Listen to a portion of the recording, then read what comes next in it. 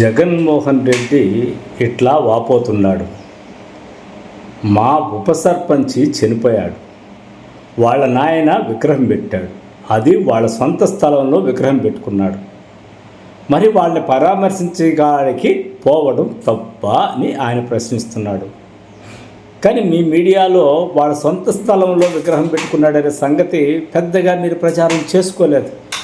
కానీ రాజశేఖర రెడ్డికి ఎన్టీ రామారావుకు పెట్టినట్టుగా ఇలా కార్యకర్తలు కూడా విగ్రహాలు పెట్టేస్తే ఇంకా ఆంధ్రప్రదేశ్లో చోటు ఎక్కడుంది, వీళ్ళ విగ్రహాలకే సరిపోతున్నాయని చెప్పేసి అవతల మీడియా వాళ్ళు ఓని ప్రచారం చేస్తూ ఉంటే దానికి ఖండన లేదు, మండన లేదు మీ వైపు నుంచి.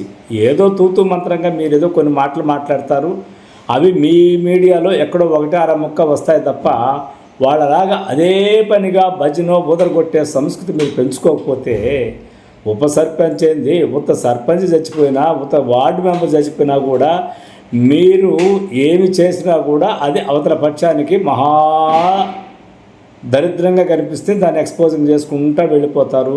చనిపోయింది ఆ వ్యక్తి కూడా మీ వల్లే చనిపోయిందనే స్థాయికి వార్తను తీసుకెళ్ళిపోతారు. ప్రజలు కూడా ఏమనుకుంటారు, అరే ఉప సర్పంచ్ చనిపోయింది కూడా జగన్మోహన్ రెడ్డి చేసిన అన్యాయం వల్ల అన్నట్టుగా వార్త ఉంటుంది తప్ప ఆ ఉప సర్పంచి వైసీపీ పార్టీ కార్యకర్తని, అతని విగ్రహం పెట్టింది వాళ్ళ నాన్నని, దాని ఆవిష్కరణకో లేకపోతే ప్రారంభానికో ఇంకో దానికో మాజీ ముఖ్యమంత్రి వైఎస్ జగన్మోహన్ రెడ్డి పోయినాడని నిజమైన వార్త వాళ్ళ మీడియాలో ఎక్కడొస్తుంది, ప్రజలకు నిజం ఎప్పుడు చేరుతుంది? మీరు కొంచెం బలంగా మీడియాని ఎక్స్పోజ్ చేయలేకపోతే మీరు చెప్పినవన్నీ కూడా తప్పే అవుతాయి సారు.